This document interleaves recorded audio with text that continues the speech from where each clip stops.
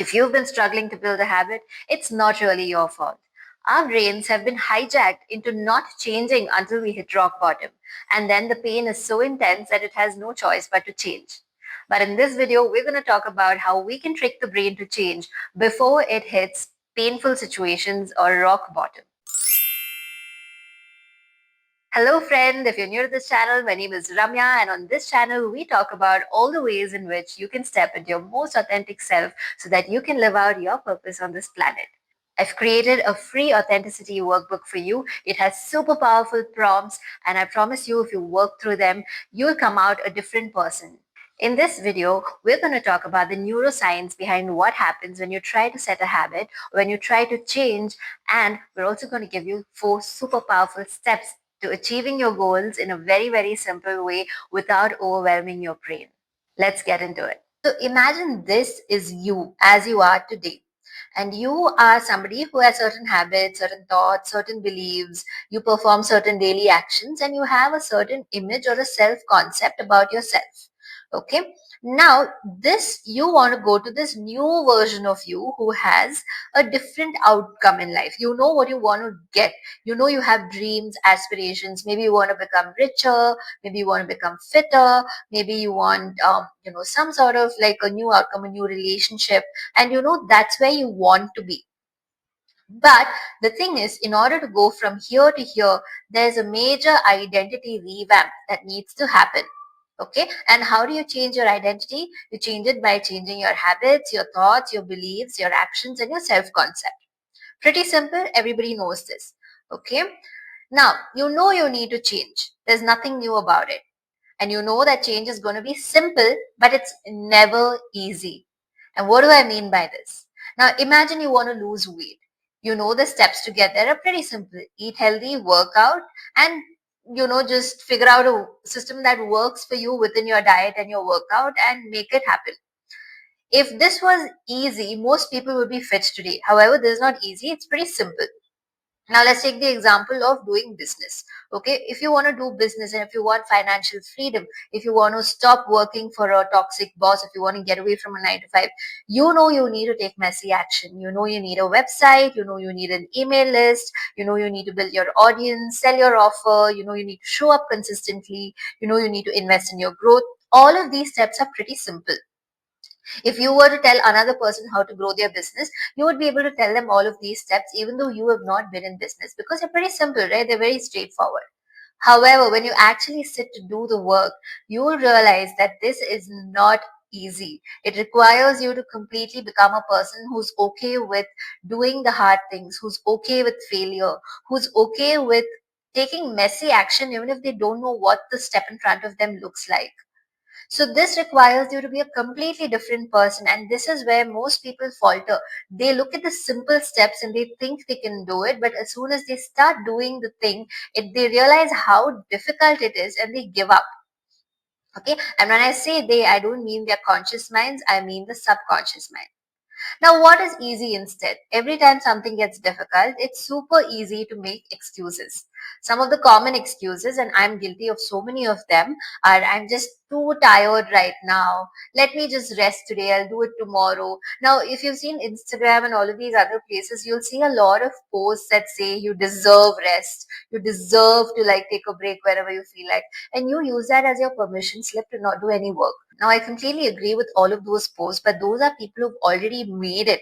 They've already achieved what their dream is, and then they are saying it's okay to take rest, which is totally, totally valid. But if someone who's just started working on a goal and realizes it's tough and wants to give up, sees that content, they'll think that it's totally okay to give up when it's not aligned. So you start making excuses, saying things like it doesn't feel aligned, it's not for me, maybe I'm meant for a different path, and all of that. And some of the other excuses are the weather is not great. I'm super guilty of this one. My mood is so dependent on the weather. Like cloudy and gray skies completely bring me down. I just want to like snuggle up and sleep. So I've used this as an excuse so many times to not make progress in my goals. And until I've actually like changed that and started doing the tough things to move ahead. Right. And Another common excuse in India, at least, is that guests came over, my in laws were over, my parents were over, I had to take them out. I just wasn't feeling it. Something came up. You know how life is, busy work schedules. So many excuses to not actually do what you set out to do. You initially make very lofty goals when you maybe watch a motivational video or when you see something that inspires you, and in that fit of motivation you promise something to yourself, and then later while executing it you realize it's difficult, and then you find all of these excuses to not do it or to procrastinate it to another day. In fact, not doing it is still better than procrastination, because when you procrastinate you're constantly telling yourself that you'll do it another day. So that's like an open loop in your mind, and it's kind of like a loophole into not doing it at all, because you always know that okay, there is some day, there is this day that's going to come where I am going to do it. Okay. But the thing to notice here is that this is not your fault. Our brains are not designed to change easily. To explain this, I'd like to give you an example of a case study. So extensive studies were done on people who had undergone bypass surgeries. A bypass surgery is basically a very traumatic procedure to ensure that the person does not get heart attacks in the future and there's no premature death. So, a bunch of patients who had undergone a bypass surgery were asked to change their lifestyles so that they wouldn't get a heart attack or die a premature death. Can you guess what percentage of patients actually changed their lifestyles so that they wouldn't get a heart attack and they wouldn't die prematurely? Alarmingly, only 1 out of 10 patients changed their lifestyles, even though they knew premature death would be the outcome if they didn't do so. So that's literally a ratio of 1 is to 9. That is how difficult it is to change our lifestyles. It's not that the other patients didn't try. Of course they did. They tried to eat healthy, they tried to work out, but their years of conditioning stopped them from actually like implementing something that was outside their comfort zone. Why is it so hard to change even when death is in question? This is because our brains are designed to conserve mental energy. Mental energy takes up the maximum amount of energy. So, brain tries to conserve mental energy. And the way it does this is by doing repetitive tasks. So, that does have to figure out something new. And scientists have shown that we have about 12,000 to 60,000 thoughts per day, and 95% of the thoughts that we think on a day to day basis are the same. So, you know that thoughts become beliefs, and beliefs are what shapes our identity. So, if 95% thoughts are the same things that we think over and over again every single day, our beliefs are so rock solid, and this is why it becomes so difficult to change. Now, imagine your belief is that money is really difficult to come by. Now you attend a webinar or a seminar and the teacher told you that money is the easiest thing to manifest. You can have an abundance of any amount of money you want. So your conscious mind is very excited. It likes the idea of this. It wants to believe this. But when you try to imprint this into your subconscious mind, that's when the resistance comes up. So suddenly when you think a new thought, your brain detects it as an intruder and it tries to shut it down as soon as possible. All of this is happening in your basal ganglia, which is also known as your automatic brain. This is where like your all your automatic behaviors are stored. Over the years, the brain has figured that okay, these are the thoughts that this person is having on a day-to-day basis. These are the beliefs. Now let's store it here so that we can just dip into this when we need to make decisions, so that we don't have to form new neural pathways. We don't have to put any effort into learning anything new. Okay. Now, when we create a new habit or when we want to create a new habit, we activate the prefrontal cortex. Now, the prefrontal cortex is this area of the brain which is responsible for decision making. It's the logical part of the brain. It's where if you want to do something new, you first enter the prefrontal cortex and say, okay, guess what? There's this new information that's coming through. The prefrontal cortex is connected to the amygdala, which is this part of the brain. Now, don't worry, I'm not going to get too sciencey. It's just important for us to understand this, because then we'll understand that it's not just willpower or motivation that helps us create new habits, right? There's actual stuff happening in our brains which is stopping us from achieving our goals. So, until we figure out how to work with that part of the brain, it becomes an uphill battle all the time, every time you want to build a new habit. Okay, so now the prefrontal cortex is connected to the amygdala. The amygdala is your reptilian part of the brain. This is your center for fight or flight. This is a center that reacts on a very automatic basis. So It does not have any logic, it doesn't have any rational, it doesn't have any decision making capacity. It purely reacts on emotions. So now when you start building a new habit and it starts getting difficult because now you're making new neural pathways that are unfamiliar to the brain, and you're trying to dissolve older neural pathways that kind of defined your old habits. So when this happens, the first day goes okay, the second day is fine, the third day there's still some motivation left. From the fourth day onwards, when it gets difficult, the amygdala detects this difficulty as an emotional change. Okay, so where the prefrontal cortex, which is the decision making authority, tries to decide whether it wants to have that spoon of sugar in your tea or not, and it's overwhelmed by this decision because it really wants to have, but it also knows that it shouldn't have, the amygdala kicks in and it starts making you really uncomfortable. And this feeling of discomfort will lead you to coming up with all of those excuses to stop or to quit before you see any real changes in that particular habit. So what happens then? It's not like you're going to be very happy that you quit the habit. There's going to be dissatisfaction in because one leg of yours is in the boat that has the desire, one leg of yours is in this comfort zone. So you're kind of torn between two polarities, right? So you're constantly in this state of dissatisfaction and discomfort because you want to achieve a goal, but you know that you're not able to get there. You also want to stay in your comfort zone. This goes on and on and on until something really uncomfortable or really painful happens. And this completely shakes up the nervous system that the pain of staying where you are is greater than the pain of change. And that's the only time where change happens instantly. But here's the good news. You don't need to wait until something painful happens to change yourself or to build a new habit. There's a way to trick your brain into achieving extraordinary growth and into achieving everything that you set out to do. The first step is to stop settling or tolerating.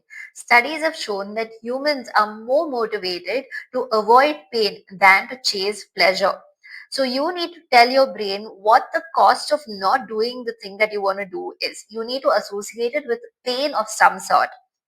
Okay, one of the very powerful exercises I do in this with my clients is the 3-year exercise. Now, the 3-year exercise is I want you to close your eyes and imagine that I meet you after 3 years.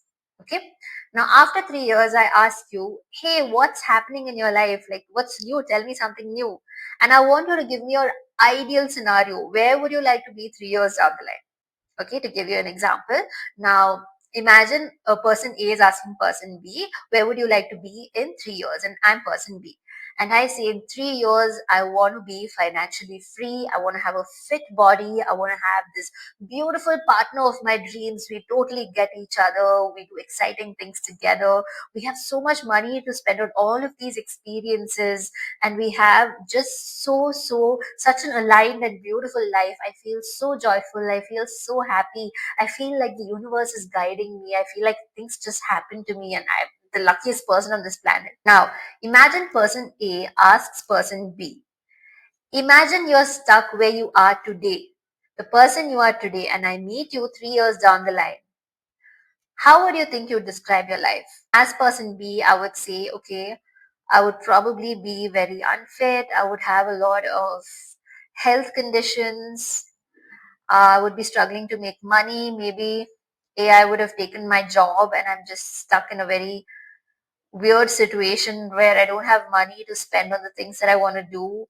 And because of all of this, I haven't been able to attract or focus on building any relationships. So I'm also single. I don't know. So you see like how the energy completely dips when you think about how life would be if you're stuck in the same place 3 years down the line. So that's what you're telling your brain. You're telling your brain that it's going to be extremely painful if we don't do anything to change. Okay.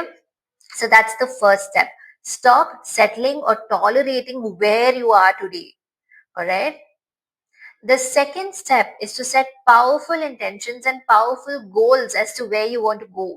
If you don't know where you want to go, if you just choose an arbitrary outcome that you want, your brain will not really have the GPS to navigate you through that. The brain is a very, very powerful tool. When you ask it a question, it will give you an answer if you listen. Okay, so when you set an intention and you ask it, like, how do I get there fast? It's going to give you the way to get there, but you need to follow those steps. So it's really important to set very powerful intentions. And what are intentions? It's just the end outcome. The brain doesn't understand words like you and me use. It understands feelings. It understands emotions. So I want you to record an audio. You can use ChatGPT's help for this to script out an entire day in the life of your life and actually feel the feelings when you listen to that audio. So you start with, I wake up in the morning, the sunlight is streaming through the windows, I feel so joyful, and I'm getting up from this beautiful house that I always wanted to live in by the beach, and I look at the mirror, I'm so fit and toned and healthy. I feel so beautiful, and I go to my kitchen, I make my cup of tea, I can smell the aroma of like ginger, like really vividly describe that dream so that your brain knows the emotions. It gets familiar with the emotions you feel every time you listen to that. And when you familiarize with your emotions, when you familiarize with the things that you want to experience in life, the brain finds some way to get there because you are programming your subconscious mind. And everything that you see in your outer reality is an outcome of how you are feeling inside in your subconscious mind. The story that's playing out in your subconscious mind is what you see in your outer world. So the entire world is a mirror. It's just showing you the same script that's running in your subconscious mind. And we are trying to change that. Okay. So we are not using willpower. Instead, we are going directly to the subconscious and we are feeling all of these feel good emotions. So that doesn't even become a chore. Look forward to it. Be excited to do this exercise every day. It's just 10 minutes, but it just puts you in such a high vibe the entire day. And because of that high vibration, you'll start attracting new opportunities, you'll start attracting new situations that you didn't even anticipate or you couldn't have expected or imagined from your conscious mind. Now, the third step is, of course, repetition. It's really important to repeat when you're trying to build a new habit. It's not enough to just do a marathon of like the entire day for 3 days and then take a break for a week. To give you an analogy, if your doctor has asked you to have 2 liters of water a day and you end up having 6 liters of water on one day and you take the next 2 days off because you finished the water consumption quota of those 2 days. Is it the same thing? Of course not, right? The same way when you're trying to build a habit, it's really important to do reps every single day, even if it's for a short period of time, even if it's for 5 to 10 minutes. It's really important to train your brain that this is a new programming that we are trying to introduce into our lives now. Okay, this is super super crucial to do the action part of it. The second part of it is visualizing. This is also really really important. When you visualize, that's when your brain, your subconscious mind, doesn't know the difference between what's real and what's not. They have done studies to show how people who visualize going to the gym and lifting weights, they're just visualizing, remember, they're not lifting actual weights, they have been shown to actually grow stronger muscles just by the power of visualization. So imagine coupling visualization with aligned action. That's something known as functional coupling. And that's how successful people are able to manifest their dreams a lot faster than most people who just try to work hard and work like really long hours and hustle. Or people who are just into manifestation and they're just trying to visualize their way through the whole thing. Okay, so it's important to combine the two and repeat it every single day till it becomes your new normal. The fourth step is to get support. Now, getting support is so, so important in this journey of building a habit. So you either join a support group of people who are doing a similar thing, or you hang out with friends who are very motivating and who are just embodiments of the kind of success that you want to achieve. For example, for me, sometimes when I hang out with my best friend, we don't have similar goals, but she's so motivated and the way she thinks about life is so inspiring that I get motivated to like follow through on my goals by just hanging out with her. Okay, so get people, surround yourself with people who are inspiring and motivating and doing something with their lives. Now, if you don't have people to hang out with, get yourself a coach, get yourself somebody that you can be accountable to until it becomes easy for you to hit that goal. All right. So, using these four steps, we can intentionally create a habit or change that we want. Becoming a new person or becoming the person that has our desires becomes so much shorter than going through the hustle and grind of always trying and then stopping, starting and stopping, pushing it to the next Monday, pushing it to the first of the next month.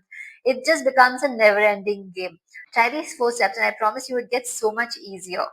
Okay, and that's how you build a new habit. If you found value in this video, please let me know in the comments. Hit subscribe if you haven't subscribed to the channel already, and I will see you in the next one. Bye bye.